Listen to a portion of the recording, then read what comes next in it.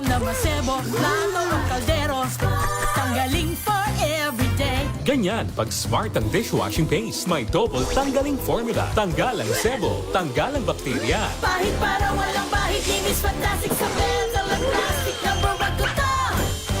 Tanggaling-galing mo, smart dishwashing paste. ACS. Wow, ang saya. Isang barangay na labada, puro mancha pa. Goodbye, pahinga. Mommy, isang laba lang yan sa Pride Bar Blue. May powerful stain-away enzymes na malupit sa dunit mansya. At di masakit sa kamay. Isang laba lang yan. Hello, pahinga. Hello, Pride Bar Blue. ACS. Tinesting, sinuri, siniyasan. Ang resulta?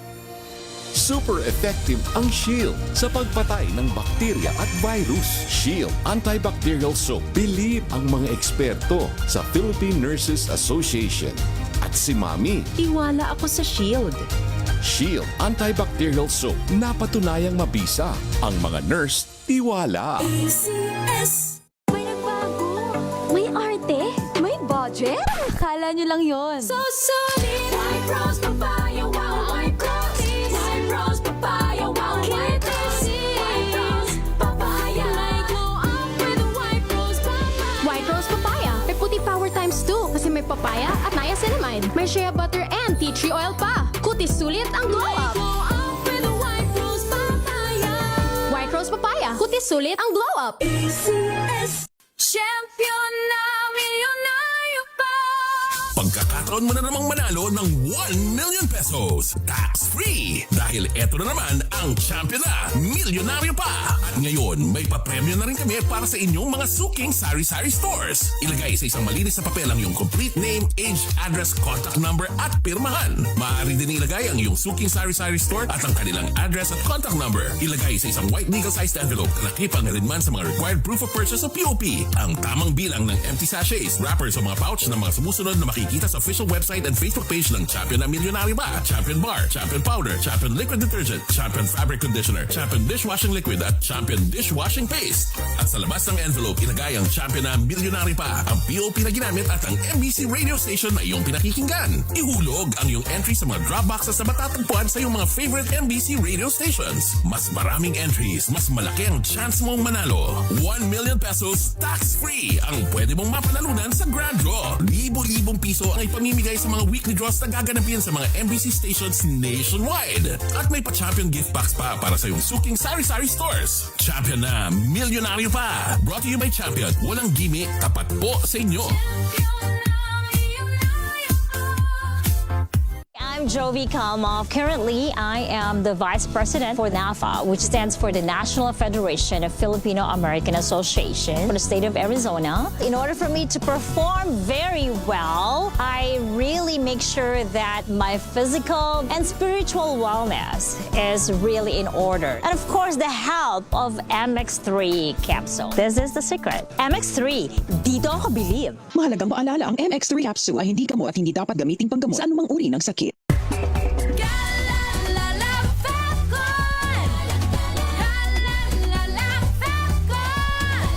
Ang bango ng sampayan. Tara na magsayawan. Califabcon, amoy nakaka-joyful.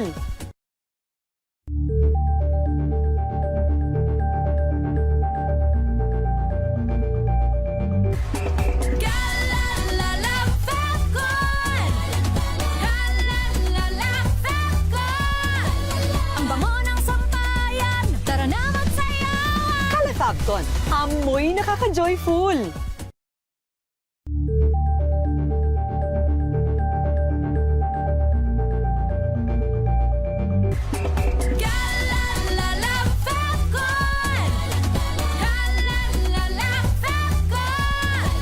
Ang bango ng sampayan. Tara na magsayawan. Califabcon, amoy nakaka-joyful.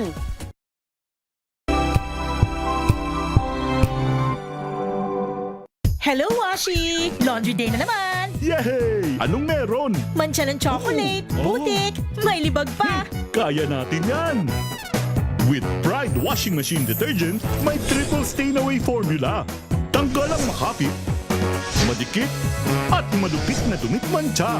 Kaya easy-easy ang labada. Mula noon hanggang ngayon. All you need is pride. All you need is pride. ACS. Maulan man, no worries na amoy kulog ang damit. Charm Fab Con. Bangong pumakabloom. Tanggal amoy kulog sa bango ng charm. Kaya gamit ko, Charm Fab Con with Bloom Fresh technology. Kills 99.9% of kulog-causing bacteria. May aroma burst pa of thousands of flowers and berries. Ang sampay sa loob, no amoy kulob. Bangong pumakabloom sa charm. Charm Fab Con. ACS. Sa lahat ng bagay, simula pa lang, siguraduhing max protection na. Kasi pag kulang ang proteksyon, baka madaling masira. Sa ngipin, dapat may max protection din. Max sa alaga ng unique toothpaste. With Max Protect Formula, help stop cavities before they start, while keeping breath fresh. Try unique maximum fluoride protection. Para max alaga, max protektado. ACS. Maagang balitaan, maagang usapan sa mga issue at balita. Kasama si Kuya Angelo. Oras natin sa tindahan ni Aling Nelia. Alas 9:12 ng umaga.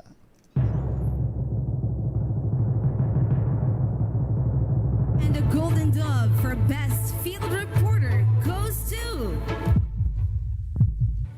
Giselle Ricafort, DZRH. Ito na ang 28th KBP Golden Dove Awardee, Best Field Reporter, si Giselle Ricafort. Kasama si Edniel Parosa sa DZRH Stories Pinoy Documentaries. Kwentong dapat mong malaman. Kwento ni Juan de la Cruz sa araw-araw na balitaan. Mga muka sa likod ng headlines. Pakinggan at kasangkutan. DZRH Stories Pinoy Documentaries. Kasama sina Giselle Ricafort at Edniel Parosa sa DZRH Radio, DZRH TV at DZRH Online. DZRH Stories.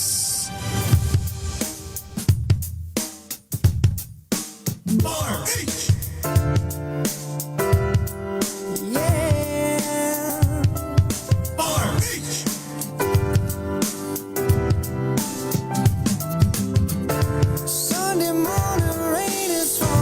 Ay, maulang Sunday morning. Grabe oh. 200 millimeters na ulan, partner. Inaasahan sa Metro Manila at ilang pang mga lugar. Ngayong Sunday lang yan. May aasahan pa bukod sa mga binuhos na kaya daw yung drainage system natin, partner, hindi na kinakaya. Ganun ba? Lagi naman. Sabi nga natin ng mga nakaraan, maski umihi yung daga, hindi ba? Hindi na kinakaya talaga. Sinisip pa sa 200 millimeters na ulan, ano? Sinisip pa yung daga. Pero in fairness, may mga portion, at least doon sa mga naikutan ko, partner, na mga area na nakikita kong may improvement as of late. For example, yung Shaw Tunnel sa may EDSA.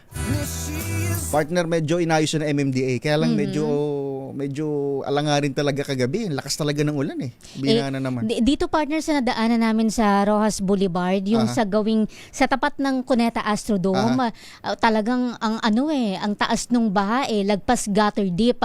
Kanina may rant si Kuya Mike lumaban diyan. Simula nung ginawa yung parte ng kalsada na yan. Never nang nadaanan na maayos kapag mabaha. Pag maulan. Oo, nagkagano na daw yung sitwasyon. Sabi ko may mga nagkandahetot-hetot na. May mga portion tayo nakikita sa kalsada gaya sa EDSA Shaw Tunnel na may ginagawa improvement.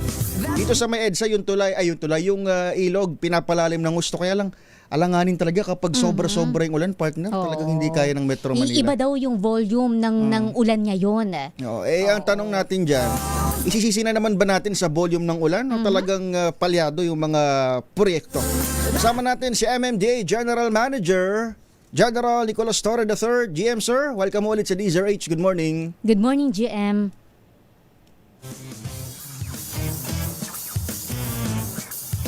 GM Torres, sir, General, sir, good morning. Yes sir, good morning. Good morning sa inyo mga tagapakinig. Opo, sir, sa DZRH, si Edniel tsaka si Giselle ulit. Sir, kahapon, kagabi, actually magmamadaling araw na nasa EDSA pa kayo Nag-inspeksyon ng nag-collapse dyan. Kumusta ang monitoring ng MMDA, sir, sa epekto ng habagat sa Kamaynilan?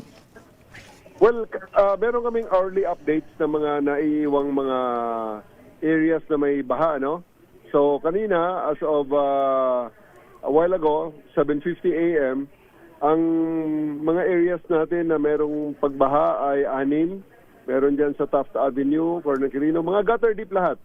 Tapos, ang pinakamalalim dito na na-report sa atin is knee deep sa may area ng Alabang Zapote Junction. Ayan, pero bumaba naman na ngayon. Gutter deep na lang uli.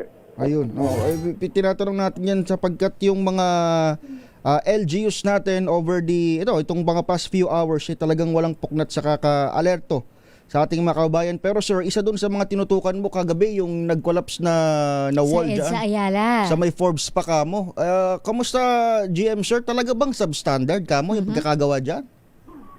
Well, ang tingin natin doon, may mga enhancement, may mga extension na ginawa na wala na sa design. Kaya nung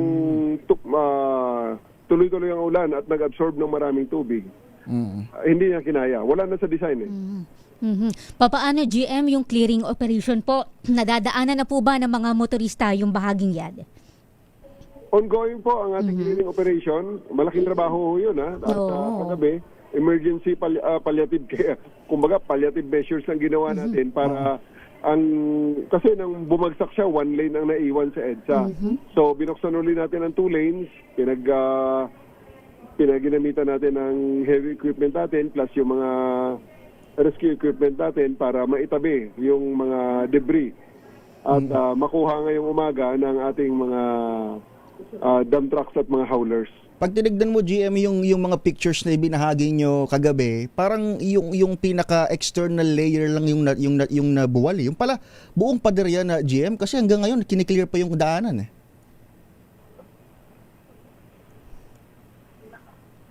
General? Yes, yung pader kasi ay parang ang ginawa is double wall. May external na mas mataas, tapos sa loob mismo nung kabahayan doon sa loob ay internal na medyo mas mababa pero mas matibay. Kaya naiwan pa rin yung wall na yon. Ang nasira yung external niya na nung napag-alaman natin ay mukhang matagal nang ginawa. GM, ang binabanggit po ni Sec Dison, hindi daw po pala semento yan. Parang kung sino man daw po yung gumawa ng pader na yan, pinapalabas lang daw nila na semento. Yes, nakita natin ang ginawa ay mga tubular na mga 2x2 at pagkatapos nilagyan ng drywall.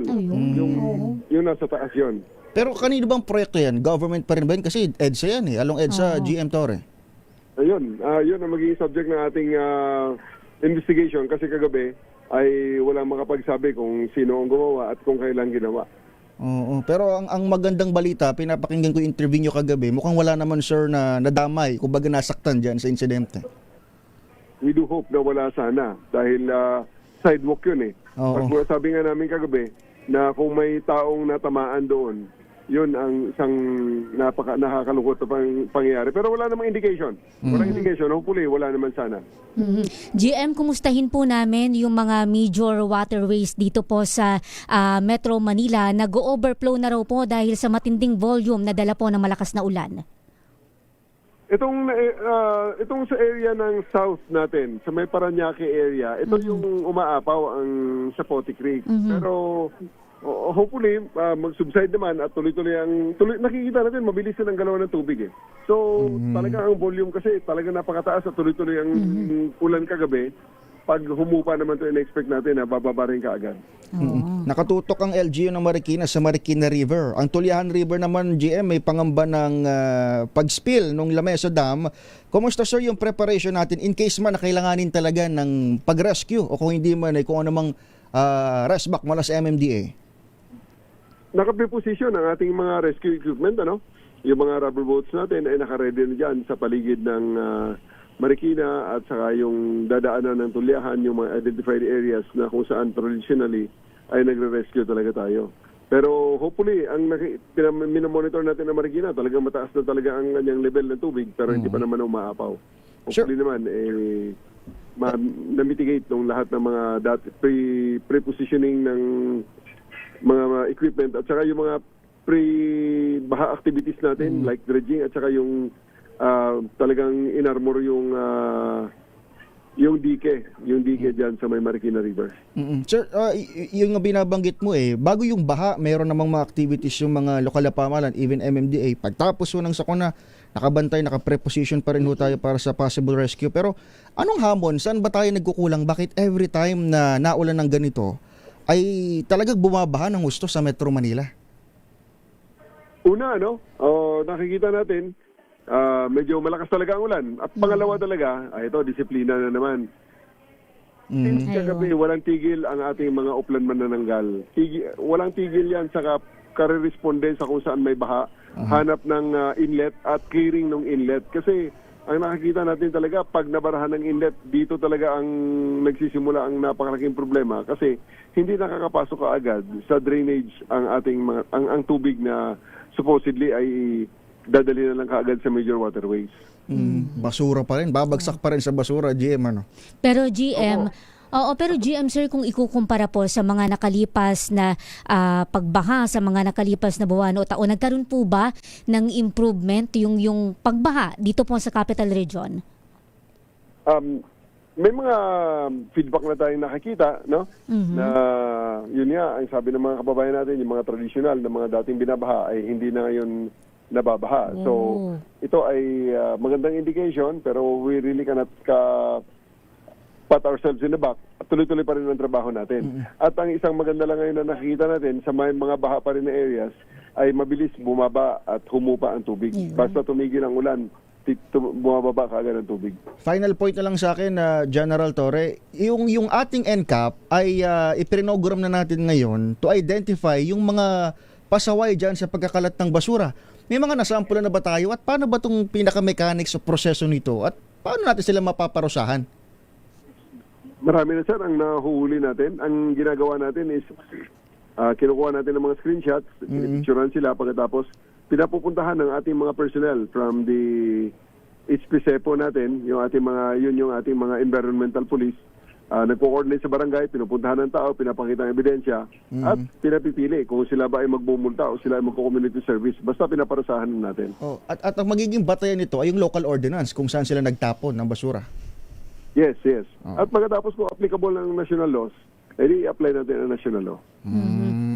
GM, kamakailan po nabanggit ninyo na sadya na may mga nananabotahe doon ho sa drainage system, at least sa ilang part po nitong Metro Manila. Paano sir ito tinututukan ng hanay? May mga natukoy na ba ng mga tao na posibleng responsable po sa ganitong pananabotahe? Nag-coordinate tayo sa ating mga barangay at sa ating kapulisan para matigil ang ganitong mga aktibidades. At lately naman, nakikita natin ay wala naman. Pero ang meron lang talaga na hindi pa rin nawawala, yung nagtatapon ng basura sa hindi dapat pagtapunan, lalong-lalo na yung mga malalapit sa mga drainage inlet. At meron na ako pinost sa Facebook ko, personal na Facebook ko, na at saka sa MMDA Facebook namin, ipinopost namin yung mga taong nahuhuli namin dyan. Hindi naman sila personally ma-identify, pero at least malaman nila na seryoso talaga ang gobyerno sa pagbabantay ng mga aktibidades na ito. At sila ay napaparusahan na pupunta sa kanilang mga bahay at nabibigyan ng notice of violation. Alright. GM, kaisa niyo ho kami dyan sa krusada na ito laban sa mga pasaway pa rin sa pagtatapon ng basura. And thank you sa serbisyo. Maraming salamat sa pagsama. Maraming salamat sir, maraming salamat ma'am. At laging tana sa ating mga babayan, ang 136 natin, MMDA hotline, ay nandyan lang, nakaantabay para sagutin ang inyong mga tawag at paghingi ng tulong. Maraming salamat po, good morning. Salamat GM, happy Sunday. Si MMDA General Manager General Nicolas Torre III. Giselle Ricafort at Edniel Parosa. DZRH Stories, Pinoy Documentaries. Sabi nga partner ang termino dyan sa panghuling topic natin kanina tanim basura. Ayun. Nagtatanim ng basura sa mga drainage. Para bumaha. Diyos Hindi, ko. literal, para bumaha. Para may pakinabang sila. Siyempre, ganansya nila yon. Kapag bumaha, tatagay nila sa pasahe. Oo, yung mga pasahe. Biruin mo na, iisip pa nila yon. Matagal nang gawain yun. Apakalaki. Ang hirap na lang mag-pinpoint kung saan LGU. Basta malapit dito. Ang laki, dyan lang, Dyan sa tabi-tabi. lang. Ang laking kalbaryo sa mga kababayan natin, partner, hindi ba? Yung tipong mamamahinga ka na lang dapat, talagang idinaan pa nakaranas ka pa ng kalbaryo sa kalsada. Ayan. Tsaka isa pang punto, partner, maliban doon sa mga nagtatapon ng basura, babalik talaga doon sa usapin ng substandard ba o hindi ang isang proyekto. Ayan na naman nga, sasabihin ko nga sana, partner, ito na naman yung panahon na minumulto tayo ng mga multong proyekto sa flood control. Ayan. Yung mga dating guni-guni at kung tawagin ito na naman. Ghost Project. Ayan, saan na si Attorney Nick Nangit? Ghost man to kasi ngayon. Kaya nagpaparamdam ho ang mga ghost flood control projects. Hanggang alas 10 po tayo magsasama dito sa DZRH Stories. Kami yung inyong kaagapay ngayong linggo ito. Ako po, Giselle Ricafort. Ako naman si Edniel Parosa. Standby lamang, mamihingi pa tayo ng reports ulat sa labas ng himpilan sa persitwasyon atin ho mga kababayan ngayong araw ng Sunday. Standby! Oras natin. Alas 9:27 ng umaga. Ang oras na yan ay hatid sa inyo.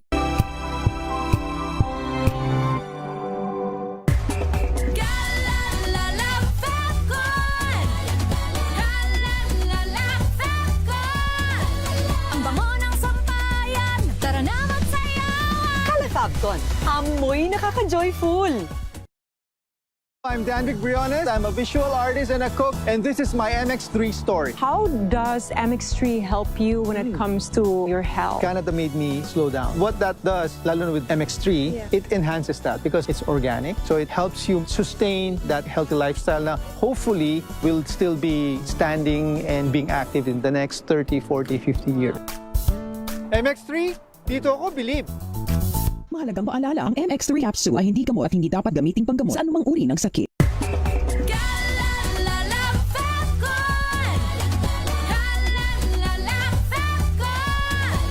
Ang bango ng sampayan, tara na magsayawan. Fabcon, amoy nakaka-joyful.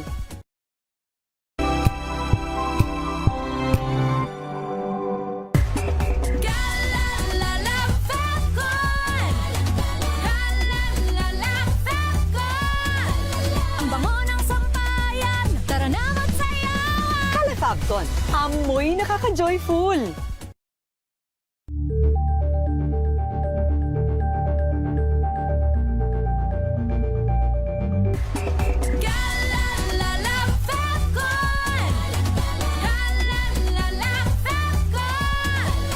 bango ng sampayan, tara na magsayawan. Fabcon, amoy nakaka-joyful.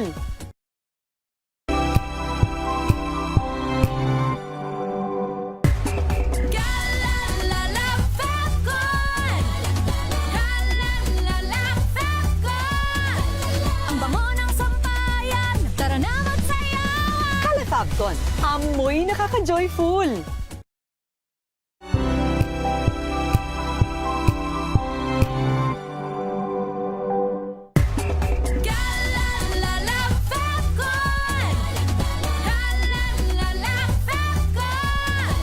Ang bango ng sampayan, tara na magsayawan. Fabcon, amoy nakaka-joyful.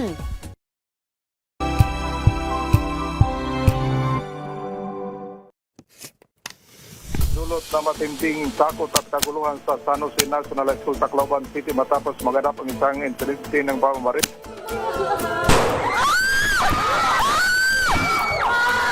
Umabot na sa 4, 3 yung mga balagita at isang binatang, konfirmadong nasawi. can we say that actually someone is at fault here? I think definitely there will be people at fault. So number one, I think just to put it out there talaga, yung mga adults surrounding the child, the fact that they were able to get access, na may access sila sa barel. Eh, yung bata na yan, nakamatay yan eh! Nakamatay yan! Nakamatay yan ang tao! So ano? Ibababahay pag-asa lang yun? I think walang may isang sagot kung paano talagang bibigay yan. Kasi, of course, we can imagine all these parents are probably feeling I can never forgive. Hindi ko kayang ipagpatawad o magpatawad sa mga taong ito kahit mga bata pa to. And karapatan nila maramdaman yun. Instead, mas palakasin, mas palalimin pa ang ating mental health services, ang ating community mental health services, ang ating family development services.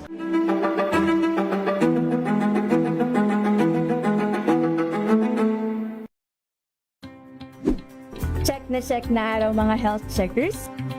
Ang mabuting balita ng ating Panginoon. Kasama pa rin ang ating mga eksperto. Ito po ang inyong balerina ng bayan, si Lisa Makuha Elizalde. Ito po ang Radyo Henyo sa DZRH. Una sa po ng isang magandang Mga balitang gigising sa inyong umaga. Mga balitang kailangan mong malaman. Mapapakinggan sa ACS Balita sa 2x2. Kasama sina Anthony Taberna at Jerry Baha. Lunes hanggang Biyernes. Check na araw mga health checkers. Pilipinas, Metro and Mega Manila, it's the midweek Wednesday. Malusog na gabi po, Luzon, Visayas, Mindanao. Magandang evening, Luzon, Visayas at kayong salamat sa inyong pagpaminaw, pagtanaw sa Alamin ang mga maiinit na isyung pambayan, mga balitang kailangan mong malaman, usapin sa pamahalaan, politika, ekonomiya at kabuhayan. Ito ang mga dapat mong malaman, pakialaman at pag-uusapan dahil kayo ang tinig ng mamamayan dito sa Damdaming Bayan. Live sa DZRH Radio, DZRH TV at DZRH Digital. Kasama sina Lakay, Deo Macalma at Elaine Apit. Araw-araw, Lunes hanggang Biyernes. Damdaming Bayan.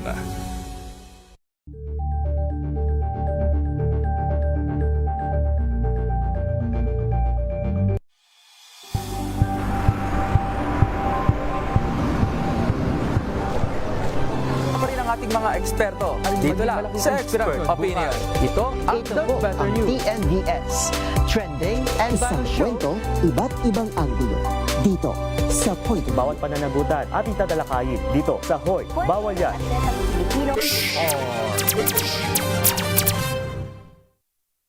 9:33 ng umaga. Kasama sina Giselle Ricafort at Edniel Parosa. DZRH Stories. Pinoy Documentaries.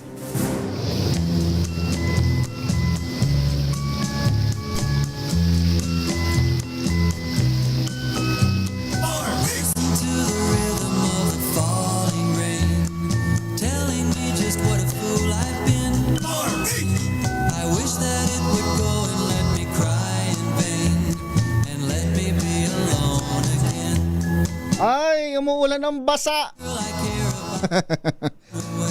Stay dry mga kababayan. Good morning pa rin ho aming pagbati ngayong, sige na nga, beautiful Sunday morning pa rin. Ang 9 ho sa buwan ng Agosto taong 2026. Kumusta ho kayo? Malungkot na balita ho mga kaibigan, mga kababayan, lalo na sa mga nagbabalak kong makakita ng mga artista ngayong linggo. Sa mga siguro nakaukit na sa inyong mga kalendaryo kagaya ni Wina Porlesor, si Wina nagdadala pa yun ng pamilya dito sa Star City. Yun yung una ba nilang pinupuntahan, partner? Uy, nandun si Maui Taylor. Taylor ba? Tama?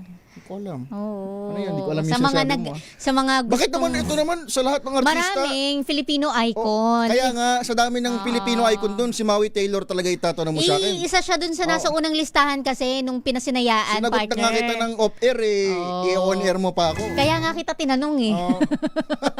Ayan si Miss Pops. Ayun. Ayan, Diba? may Marami tayong mga Pinoy icon yung naririyan ho sa Startista Gallery. Maliban ho dyan, siguro init na init pa yung iba ngayon, gusto pang mag-Snow World. Oo. Mainit pa ba sa lagay na yan? Binabaha sa bahay nila pero gusto mag-Snow World. Pero announcement ho mula ho sa pamunuan ng Star City mula sa tanggapan ni Mayor Deo Macalma. Anunsyo ho ni Mayor Deo Macalma ng Star City, sarado ho ngayon ang Star City ngayong August 9 Sunday. Dahil pa rin ho yan sa kasalukuyan nating weather condition. Tsaka syempre para maging ligtas din yung mga, hindi lang yung guest, pero maging yung mga staff natin dito sa sa amusement park. Ayun. Marami dito partner talagang dito kahit wala yung mga guest, wala yung mga bisita, yung mga apports natin dyan, mga kapatid natin sa Star At City. syempre partner Diyan doon sa nag-i-stay. mga gustong sumakay sa mga rides, hindi ba? Yan. Para din sa safety nila. Ikaw, yung paborito mong Chubibo. Hindi ka makakasampa ngayon sa Yung Chubibo. sa Wild River yung ano ko eh. Ganun ba? Oo, yun yung paborito ko dyan eh. Ang paborito ko dyan yung yung Star Frisbee. Akala ko yung Startista yung paborito ko. Star Frisbee. Pero kapag sasakay ka ng Star meron Frisbee, doon? yung pinakamalupit na ride ng Star City. Hindi yung, ko... nung araw pa ako huling napunta baka nung dyan araw eh. ka naman. Nung elementary. yung umiikot ng disc, pero pag ganun din siya. So umiikot ka na, hinaheli ka pa. Yung abnormal parang... na oo. Yung parang, anong tawag dito? Oo. Nasa dulo ng disc. Sino nakaisip na ride ng ng Star Frisbee? Mapupunta kaya sa langit yung nakaisip na ride nun? Oo. Yung sakay, mapupunta sa langit. Pero paborito ko yun. Pero alam mo... Iba ba yan sa Anchors Away, partner? Yun. Uy! Anchors Away daw. Ay, ano ba? Iba yun. Iba ba yun? Nakalaban Iba ba? yun. Ay, sorry Talaga po. batukan kita eh. Sorry po. Iba ba yun? Yun yung naalala ko. Ay, nako. Mayari tayo nito. Tama, nag-text si Boss Jomay Paroko. Nako. Ay, boss. Ay, hindi. Maalala lang daw ng Vikings kasi, sabi ni Wina Pearl Hesoro, natatakot mga kaya walang Star City ngayon. Makinig ho kayo. Kalimutan nyo na. Shh, erase. Shh, go away. Ano yun? Sabi ni Boss Jomay. Pinapawisan yung kilikili. Oo. Kaya wala tayong Star City ngayon dahil may red rainfall warning nga ni. May red rainfall nga ni sa Metro Manila. Anong ibig sabihin daw, partner, kapag Red rainfall. Ay, heavy rains yan. Heavy to torrential rains. Intense to torrential. Ayan, O yan, sabi ng Pag-asa hanggang Martes pa natin mararanasan. At least dito sa Metro Manila. Uy, wag naman. Yung malakas na buhos Pero ng sabi ulan. naman kanina ni Ma'am Veronica Torres ng Weather Bureau, kausap din natin sa programa para doon sa mga kabubukas pa lamang ho ng radyo ay ang peak. Yung pinakamalakas na buhos ng ulan dulot ng habagat ay naranasan na natin kagabi. Ayun. Pero maaring maranasan pa rin hanggang ngayong araw na lang. So at least Hanggang by tomorrow, ngayong araw na lang. kung ulan man bukas, hindi na siya ganun kalakas. Okay. Ay, pero sana nga maputol na. Sa labas ng Philippine Air Responsibility, 3 bagyo, partner yung binabantayan ng Pag-asa. 2 tropical depression, yung isa naman yung bagyong Dolphin. Oo. Pero wala na silang chance na makapasok daw ng bansa dahil palayo na yung kanilang binabagtas. Ito namang si Dolphin papalayo sa ating kapuluan pero nag-a-attack ng habagat. Kaya malakas yung habagat. Dahil enhance yan ng bagyong Dolphin.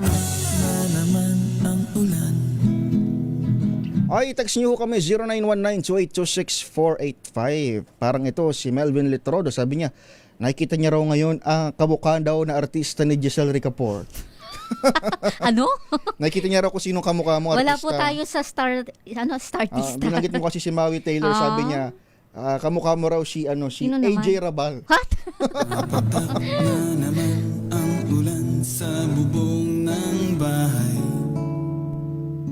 Nahanap ko ko yung mga nagko-comment partner sa Facebook live streaming. Nawala na ano kasi nabigla kasi ako dun sa Anchors Oy, maulan din daw partner doon sa Malolos, Bulacan. Oo nga naman. Oo, may outside NCR. Oo, may ilang bahagi naman sa May Kawayan yung nagpapadala din sa atin ng mga larawan, mga nagbabangka na lang din sila partner dahil may kataasan yung kanilang tubig baha doon. Kailan bang humupa ang baha dyan? Yan na. Totoo naman. Di ba? Totoo naman. Wala nga lang maglagay ng istasyon ng Coast Guard dyan sa sa Obando, sa portion na yan ng May Kawayan. May bahagi sa Bukawi, partner. Sa Bukawi. Tsaka lalayo pa ba tayo, partner? Dyan sa, ano barangay yun? Dalandanan sa Valenzuela. Ayun na. Laging lubog sa ba. Kailan maglalagay ng Coast Guard station dyan? Para kasi, yung Coast Guard natin lagi nasa busway. Yung Coast Guard nasa busway. Ba't kasi nasa busway yung Coast Guard? Baka naman may ibang deployment sila. Bigyan nyo ng bangka, dalhin nyo sa Bukawi, Bulacan, tsaka sa May Kawayan, sa Obando. Ayan, puro baha. At least doon magagamit ang kanilang expertise. Bubuti pa raw dito sa may partner, sa Borogan City, sa Eastern Samar. Alam mo, walang ulan. Ayun, very good. Wala daw ulan kahapon. Bakit kaya? Kaswerte. Nanonood daw, partner, batiin ko lang ito, nanonood daw tuwing linggo, si Eli, asawa ni Lola Clara, Lolo Eli, taga-Iraya. Pabati rin daw si Lola Monica Robredillo at Jovito Robredillo. Narorood daw pero nasa Fairview naman. Grabing segue ito from Borongan to Fairview. Si Kagawad pala ito. Kagawad Eli Capones at Clara Tejero, nanonood sa atin si Lola. Nabati rin natin ng happy Sunday morning si Lola Monica Robredillo. Ayun, Uy, partner, yung mga sitwasyon sa dam. Ayun, banggitin din natin. May yung Angat Dam nakatulong, hindi ba? Oo, sa altas ng tubig doon, nakaka-recover na daw.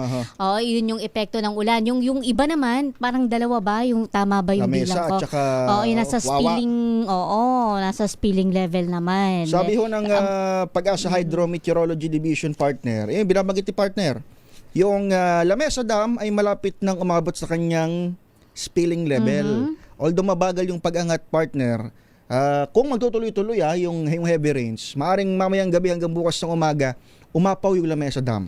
Kapag nangyari yan, kawawa ho yung mga nasa paligid ng na komunidad. Tulyahan River. Ayun. Yung Tulyahan River mula dito sa Fairview sa Quezon City hanggang sa may Valenzuela. Dito sa may Camanaba area. Huwag naman sana. Pero kanina partner, hindi naman na ganun kalakas yung ulan no? Sana tumigil na rin yung... At saka doon sa area ni Val Gonzales, sa Marikina kanina, hindi naman umabot ng second alarm. Ayun. Hindi umabot ng second alarm. Ang ibig sabihin ng second alarm, partner, preemptive.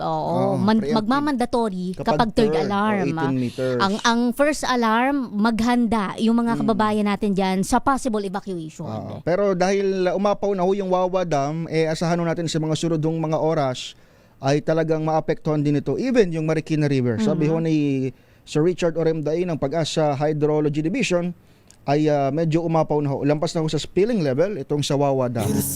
Ang magandang balita dito naman sa norte, sa may Angat Dam, partner, yung ibinabanggit mo na nasa recovery stage na dahil sa mga pagulan. Dahil for the past few weeks, sad-sad na sa record low na critical level. Kaya at least yung water supply na Metro Manila hindi maapektuhan. Nakakabawi. Partner, maganda rin sanang makausap, partner, yung OCD at yung iba pang mga concerned agency para malaan din natin. Sa September, may may mga area na magsisimulang mag-anihan ng palay. Yung epekto, gaano ba kalawa kung meron man itong nararanasan natin na sunod-sunod at malakas na boost ng ulan. Dahil kamakailan, ito naman sa ilang klase ng gulay, inanunsyo ng Agriculture Secretary, 10 piso hanggang 5 piso hanggang 10 piso na taas presyo sa ilang klase ng gulay. Yun hong ating aasahan dahil sa naranasan natin, partner, na masamang panahon. Balikan natin yung topic na yun. Hopefully ma-reach out natin yung Civil Defense sa Kapaginaldo maya-maya lamang. Kasama sina Giselle Ricafort at Edniel Parosa. DZRH Stories, Pinoy Documentaries. Kasama natin sa puntong ito ng ating palatuntunan, tagapagsalita ng Philippine Coast Guard, si Captain Noemi Cayabyab. Ma'am, good morning ho. Welcome ulit sa DZRH. Good morning, ma'am. Yes, good morning Sir Edniel and Ma'am Giselle at maraming salamat po sa oportunidad.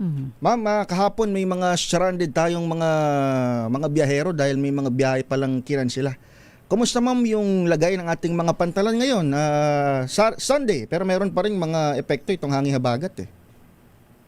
Yes, tama po kayo Sir Edniel. No, meron pa rin po tayo minomonitor ng mga pantalan na meron po tayong itala ng mga stranded na pasahero. Particularly sa area po yan ng Western Visayas, Central Visayas, Bicol, and even yung sa Southern Tagalog po. So currently, meron po tayong 543 na passengers na stranded at 19 vessels po ang stranded din. Sa kasama po yan sa mga minomonitor po natin, pati yung mga motor bangka at saka mga barko na nag-take shelter sa mga area na yan.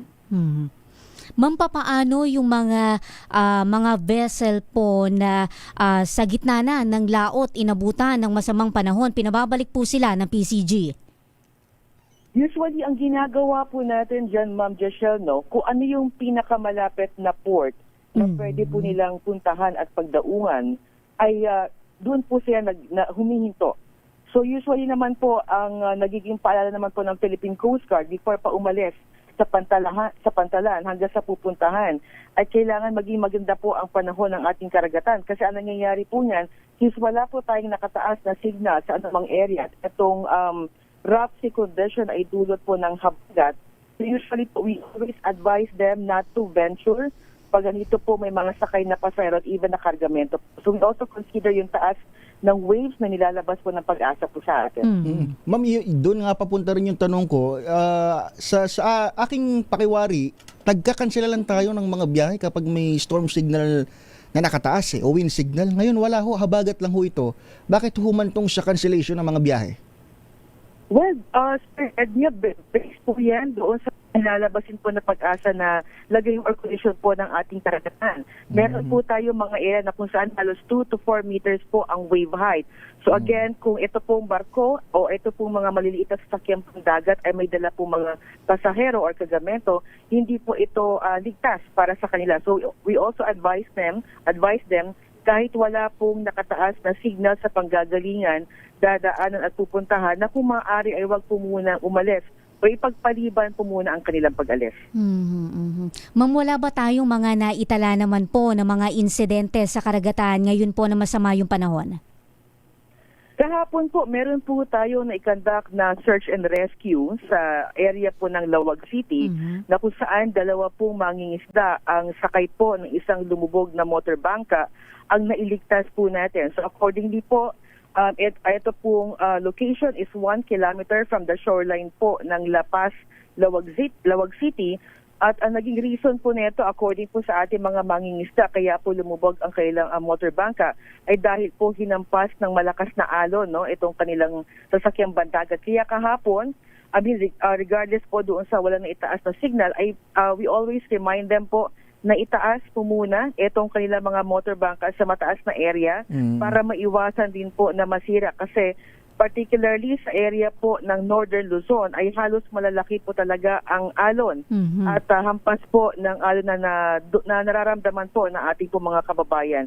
So tayo po ay umagapay sa ating po mga mangingisda na itaas po ang kanilang mga motor bangka for the meantime. May mga naitala ba ma'am na mga drowning incidents itong PCG natin? Kung hindi man sa dagat, marahil dito sa kalupaan kasi kayo'y nag-augment din ng inyong assets at personnel, di ho ba? Sergio, wala po tayong na-report hanggang ngayon, no, as we speak po, na mga drowning incident. Pero kahapon ay nagkaroon po tayo ng intensified na preemptive evacuation sa iba't ibang area. So as we speak, halos 1,760 individuals po ang ating po natulungan during the preemptive evacuation. Particularly po sa area po ng Romblon, Batangas, at sa may NCR, sa may Naik, Bacoor, Kawit at yung Imus po. Ma'am, ang PCG katuwang po, hindi ba, ng lokal na pamahalaan sa paglilikas sa ating mga kababayan? Ano po yung pangunahin na mga hamon na kinaharap ng PCG sa evacuation? Well, ang nakikita po nating hamon, meron pa rin po tayong ibang mga residente, no, ma'am, na hindi pa rin po mapilit na sumunod po sa ating direktiba, particularly sa mga preemptive evacuation. Ang usually po nagiging statement po nila is yung mga maiiwan po nila mga kagamitan sa kanila po mga tahanan. Pero again, ang ating pong paalala talaga dyan is ang ating pong buhay ay iisa lamang, so we always ensure their safety. Kahapon nga po, ma'am, ay meron po tayong na-rescue na isang bagong panganak na sanggol at saka mga senior citizen. Kaya again, ang atin din po talagang pakiusap, no, sa ating po mga kababayan, lalo na po sa ganitong hindi po maganda ang panahon at particularly sa mga lugar po ng mga low-lying at mga flood-prone areas na sumunod po talaga sa mga abiso na ibinibigay po ng ating mga lokal na otoridad. Ang atin pong ginagawa ay para lamang po din sa kailang kaligtasan. Kaya again, yun na din po ang ating mga pakiusap po sa ating po mga kababayan. Alright. Ma'am Noemi, ingat ho kayo at yung mga tao dito sa Coast Guard, sana wala namang apektuhan, ma'am. So far po, as we speak, wala naman po. Yan din po ang ating priority, Sir Ed, no, na kung ganitong mga rescue operation, we always ensure the safety of our responders din po. Salamat, ma'am. Happy Sunday. Thank you, Si ma'am. Captain Noemi Cayabyab, ang tagapagsalita po ng Philippine Coast Guard. Kasama sina Giselle Ricafort at Edniel Parosa. DZRH Stories, Pinoy Documentaries. Oras natin 10 minuto bago mag-alas 10.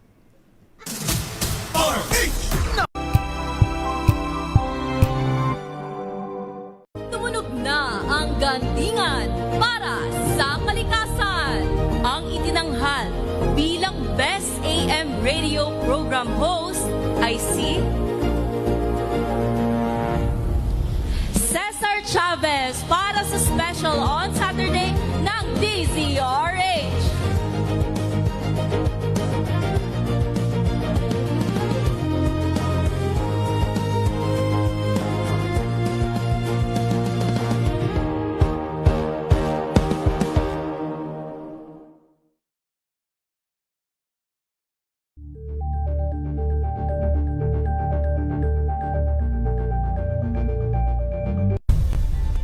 Nagsimula sa pangarap hanggang sa maabot ang tagumpay.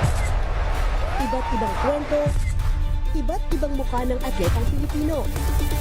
Mas pinatindi, mas pinalakas, at mas pinaaksyon sa Match Point tuwing Sabado, 12:30 ng tanghali sa DZRH TV.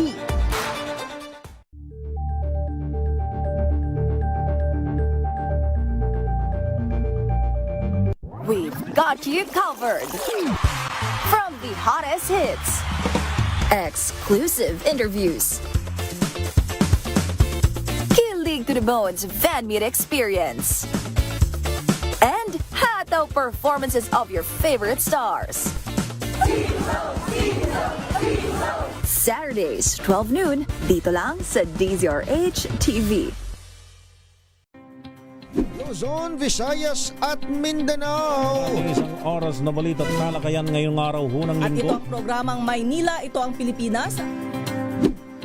Samahan po ninyo hanggang alas 9 ng umaga sa Isyong Pambayan. Giselle Ricafort. Naman si Edniel Parosa. Maraming salamat and of course sa mga sumama sa atin. Luzon, Visayas at Mindanao, programang ang galing mo daw. Isang kwento, iba't ibang anggulo. Muli ako po, si Arnie. Tambalang Anthony Taberna at Jerry Baha ang gigising sa inyong umaga dahil lalatay ang humahagupit na diskusyon at komentaryo Lunes hanggang Biyernes sa 2x2. Check na araw mga health checkers. Ang mabuting balita ng ating Panginoon. Kasama pa rin ang ating mga eksperto. Ito po ang inyong balerina ng bayan, si Lisa Makuhay Lizalde. Ito po ang Radyo Henyo sa DZRH. Una sa po ng isang magandang Ito ay bunsod ng naitalang 17 individual na ang kanilang naaresto. Metro Manila Development Authority o MMDA ang No Contact Apprehension Policy o NCAP sa Metro Manila. Sa ang ilang mga dokumento ay peke. Hindi rin legal ang employment na ipinangako sa kanila. Sa mata ng batas, mananagot ang sangkot at may sala. Dahil sa bawat paglabag, may karampatang parusa. Alamin ang mga pananagutan sa likod ng mga bawal. Dito sa Hoy! Bawal Yan! Tuwing Sabado, alas 11:30 ng umaga. Dito lang sa DZRH TV. Check na araw mga health checkers. Pilipinas, Metro and Mega Manila, it's a midweek Wednesday. Malusog na gabi po, Luzon, Visayas, Mindanao. Magandang evening Luzon, Visayas at kayong salamat sa inyong pagpaminaw, pagtanaw sa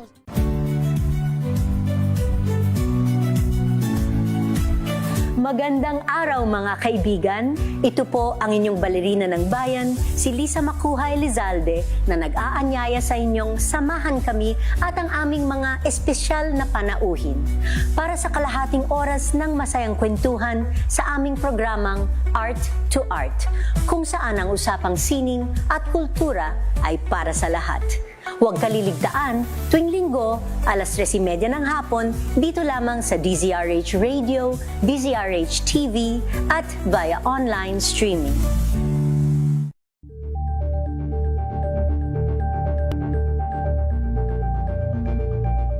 Curious ka ba sa maraming bagay? Kami na ang bahala dyan. Aalamin, tutuklasin at bibigyang linaw namin ang mga katanungang bumabagabag sa inyong isipan. Sa programa kung saan ang bawat sagot ay galing lamang sa mga eksperto. Ang Expert's Opinion, tuwing linggo alas 3 ng hapon, dito lang sa DZRH TV.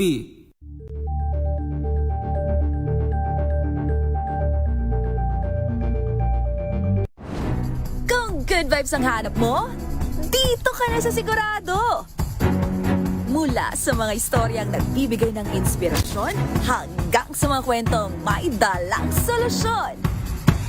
Mga balitang pampagaan, pakiramdam at pampaganda ng araw. Hindi lang ba sa good news, kundi the better news. Mula Lunes hanggang Biyernes, 1:00 ng tanghali sa DZRH TV.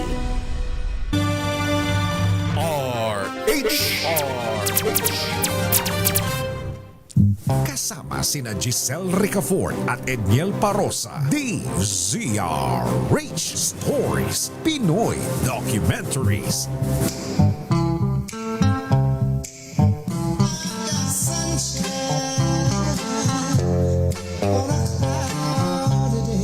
Ay, kailan ba matatapos ang maulap na papawirin? Parang yung buong August daw, partner, umulan na lang ng umulan. Okay. Walang natupad na plano. Ghost month daw kasi. Ghost month. Kaya pinapalala sa atin ng mga Ghost flood control project. Ayun na sinasabi ko. O dito sa Metro Manila, tingnan nyo, ganyang kalala yung mga pagbaha, partner, na nararanasan natin. More than 1,000 yung mga proyekto sa flood control na nandito. 52 billion mahigit yung halaga ng mga yan. NCR lang yan. Simula 2022 hanggang 2025 lang yan. Anong nangyari? Alam na naman natin kung saan napunta yung mga yan. Hindi. Nalala ko kanina, pinag-uusapan natin yung mga proyekto nga na, well, nakatutulong din naman. Pero, alam mo yun, at this certain point in time na grabe na rin ang climate change, partner, talagang kailangan natin ng ng milagro din talaga doon sa mga projects na yan. Kasi, dapat nakakaagapay yung kalidad. Oo, kasi yung gaya niyan, yung mga habagat, walang bagyo pero grabe ang ulan, hindi mo na matansya eh. So ang tanging sandigan natin diyan bilang tayo bilang isang bagyuhin na bansa, yung mga proyekto na intentional natin ginagawa. Kaya lang kagaya nito, for example sa Marikina, napakaganda ng dredging activity, kaya lang ang problema doon, partner, matigas na yung ilalim eh. Kumbaga sagad na sa hukay. Pero di ba, may mga magandang proyekto pero dahil sa kalikasan din, hindi mo hindi mo rin masabi kung hanggang kailan tayo pahintulutan ng Mother Nature na mag-adjust o mag-prepare. Parang ang binabanggit, partner, parang tinitingnan daw ng Pilipinas na i-adapt yung flood management technology ng Singapore. Kaya lang sabi ko nga, kahit gaano kaganda yung planong i-adapt mo na teknolohiya, kung yung nakalaan na pondo doon, hindi naman lahat doon mapupunta, hindi ba? At saka ang leader ba natin mala Singapore din. Kailan naman Ayun natin na. i-adapt Oo ang nga. mga pinuno, ang mga utak ng mga pinuno na mala Singapore? At saka na pag-uusapan. Hindi pwedeng lang, yung plano lang, papel lang, laway. Oo, hindi lang yung mga proyekto at pulisiya dapat yung pinag-uusapan na quality na dapat nating i-adapt yung utak at yung mga tao mismo na nakaupo sa pwesto ba? Correct, oo. Gaya ka nga ng gaya ng proyekto sa papel. Yung nakaupo naman sa, mga nakaupo naman sa pwesto, Mas mas kwalipikado pa yung nagsisiraan. Ayun. Oo, nagbabantaan. Ayun, nagbabatuhan ng putek, Ayan. malala. Oo. Na para bagang hindi mga lawmakers. Oo. Tawan-tawa ako sa termino ng Abante Tabloid. Lupit talaga Ano nitong, daw? Anong sabi ng mga tropa natin dyan? Hindi honey trap ang term nila Ano? Tanim pokpok with all due respect ko sa mga nasa ganong klase ng ng hanap buhay, pero 'di ba yung mga leader natin hindi pang Singapore, partner. Oo, pang ano ba yung tamang term? Ayoko na magambing. Oo. Hindi naman lahat ba? May mangilan-ngilan na Sabi daw ni Ombudsman Boying Remulla, halimbawa na lang sa mga kickback scheme sa basura, isa pa yan.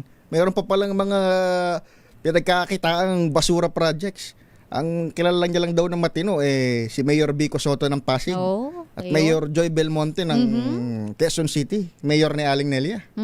Sila lang daw. Ambot sa iba, hindi sinasabi ni Ombudsman na absolute yung kanyang truth, pero sa madaling sabi, majority partner.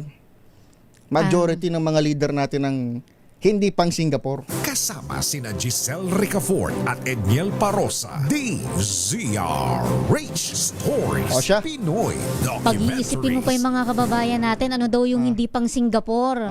Diretsuin mo na. Ano ba? At saka yung sahod natin, di rin pang Singapore. Ay, segue po. Loko talaga tong mga to.